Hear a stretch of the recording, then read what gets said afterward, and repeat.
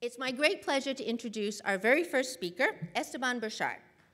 Esteban joined the UCSF faculty in 2001 after completing his clinical research training at the Harvard School of Public Health. His lab at UCSF has created the largest and most ethnically diverse gene-environment study of asthma in the United States, and has assembled a diverse team of physicians and scientists to address asthma health diseases. The title of his talk today is Using Genetic Ancestry versus Racial Ethnic Classification to Identify Novel Therapeutic Targets for Asthma and Other Common Diseases. Esteban. Thank you very much. It's an honor to be here. I'm going to give you a little personal background to put my work in context. I'm a native San Franciscan. I was born here, raised in the Mission District. My mom was a Mexican school teacher. She had 4 kids, and when the divorce came, tough. Fortunately for me, a Chinese family took me in. I actually went to Chinese school for 2 years down the street in Chinatown on Waverly Street.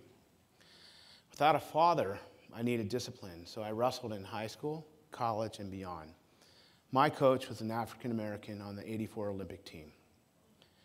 When I was in medical school, I lived in a Jewish house for 2 years. Why am I telling you this? It provided a unique lens on how I look at medicine and in science. And it has shaped my entire career as a physician scientist. Well, one of the, as Dr. Watkins had said, one of the unique opportunities I had was to train in Boston for part of my medical training. And the entire medical community there, when I was there, was in shock because a young African-American teenager died of an asthma attack a block away from Boston Children's Hospital. And when they found him, he is clutching his albuterol inhaler, this thing right here. And I was not actually surprised at the time because at the time I was studying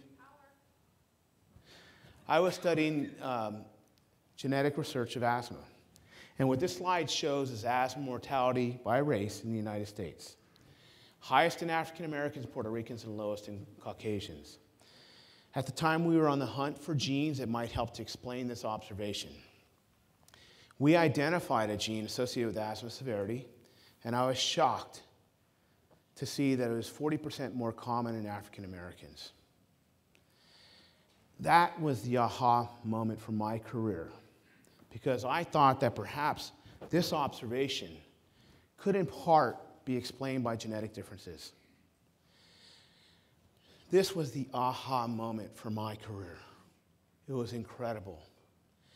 This inspired me and my colleagues to create the largest data set of children with asthma in the United States, all minority children. And that, we have recruited about 10,000 individuals. All that data, biologic clinical data, is housed at Mission Bay. My former dean, Marianne Cota Kimball, and I hope she's here in the audience, made me cry today in the back. Because that could only happen at UCSF. I've been everywhere, Stanford, Harvard, UCSF, Berkeley. It would have never happened anywhere else except UCSF. I did not plan that. You planted it this morning in my head. One of the first discoveries that we made, though, was the strongest predictor to drug response. This is the most commonly used asthma medication in the world, was racial and ethnic background. The populations with the highest prevalence, the highest disease rates, had the lowest drug response. Well, that was interesting because we ultimately identified genetic variants that helped to explain the observation.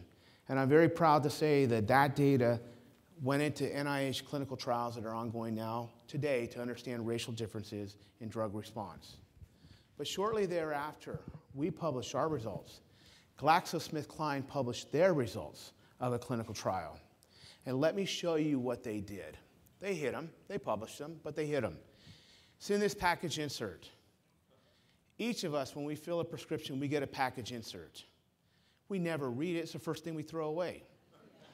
As patients, as physicians, as PharmDs, as nurses, ask yourself, how many of you guys read the package insert? but I want to show you the package insert and why you don't read it. I know you can't see it, but I put a big circle, and you need a magnifying glass to read it. But if you read closely, it says if you're African American and you take this medication, you have an 8-fold increased risk of dying.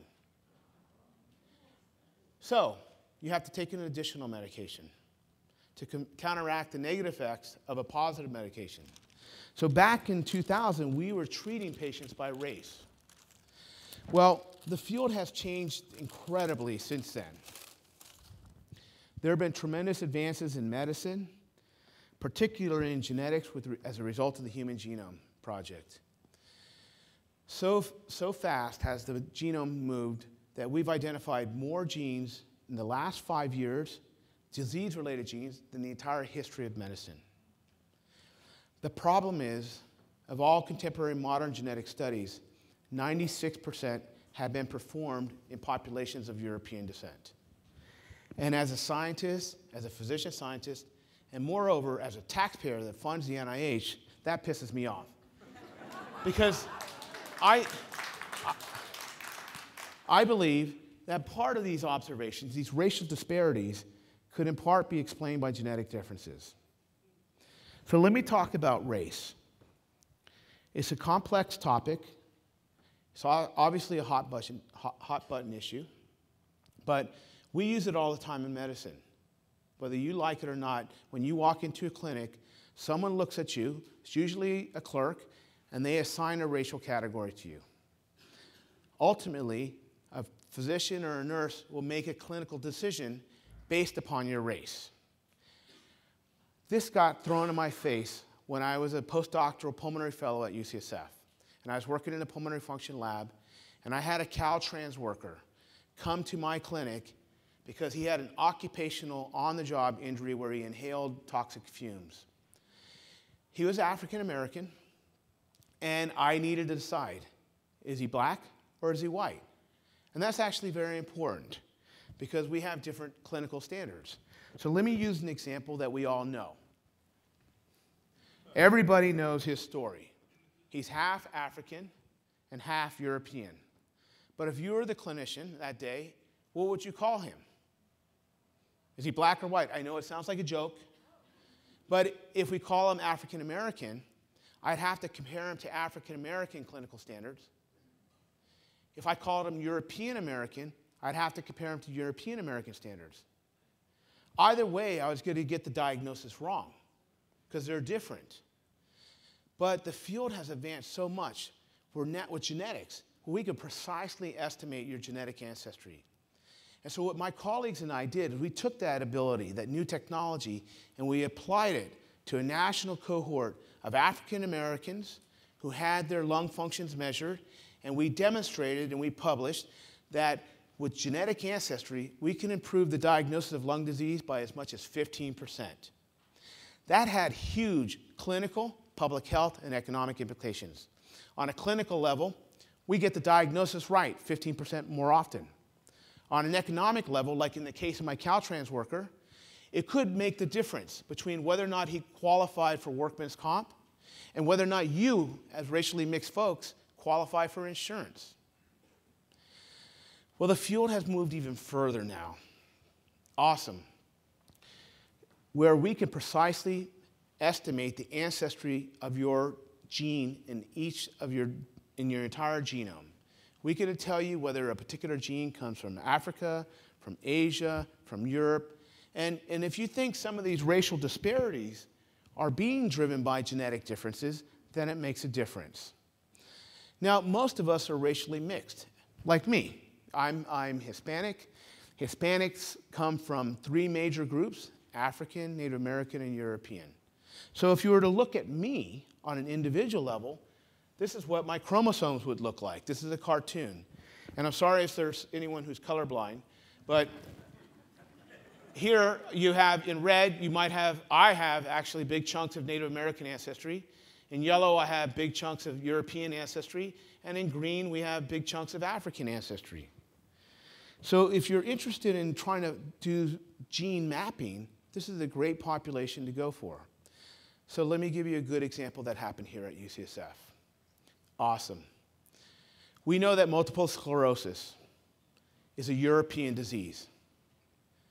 But we also know that Montel Williams, the African-American talk show host, has multiple sclerosis. Montel Williams connected with UCSF, and they built the largest study population of African Americans with multiple sclerosis. And what they found was African Americans that inherited the European block on chromosome 1 had an increased risk of multiple sclerosis. They're still trying to fine-tune this and find the exact gene, but they're working on it. We did the same thing. We have more than 8,000 children, African Americans, Latinos. We assigned genetic ancestry at every single gene in their genome. We mapped it, and we identified a brand new gene on chromosome 18 that has never been found before. That's a risk factor for asthma, and it's a risk factor for low drug response. What's really important for you to know is there have been hundreds of genetic studies done before. They missed it entirely. We used a unique population, which is a racially mixed population. We used a unique technique and identified a brand new gene. Okay, we are still working on it, but let me give you the quintessential example of success. We know that epilepsy, a pediatric seizure disorder, the best line drug for that is a drug called carbamazepine. There is a side effect when you take carbamazepine. It causes a syndrome called Stevens-Johnson syndrome, where all of your skin sloughs off on the outside and on the inside, and the kids die from sepsis. We also know that it occurs more often in Asians. But, as I said, 96% of modern genetic studies have been done in European populations. So we were in uncharted territories. We didn't know what the gene was for Asians.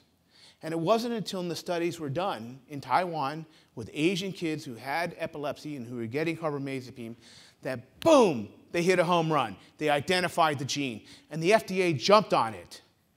And now there's a black box warning. If you read this giant map for carbamazepine, you'll see if you're of Asian ethnicity, and then it goes further, if you're of Asian ancestry, and then it goes further, if you're of Asian ancestry at the HLA-B locus, you need to get genetically tested.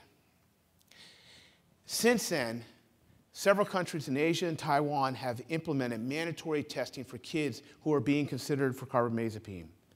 In doing so, they've completely ablated Stevens-Johnson syndrome, 0 cases. We don't do that here in the United States because the insurance company made a calculated risk. We don't have enough Asians and so forth. We're just going to do it in empiric. Let's see how it goes. That was a beautiful story and underscores the importance of what we do. What we do at UCSF and what we do in my lab in particular is we are working hard to advance precision medicine. Although I am focusing on particular populations, the results that we will generate are generalizable to everybody. And that could only be done here at UCSF. There's a wonderful documentary on my lab and my work. And it's on my website. It was created by the American Museum of Natural History in New York. It's on display in New York if you want to go to New York, or you can just Google us and find it on the website. But it describes exactly what we do. Thank you for the opportunity to present, and I'm glad that you took the time to listen. Thank you.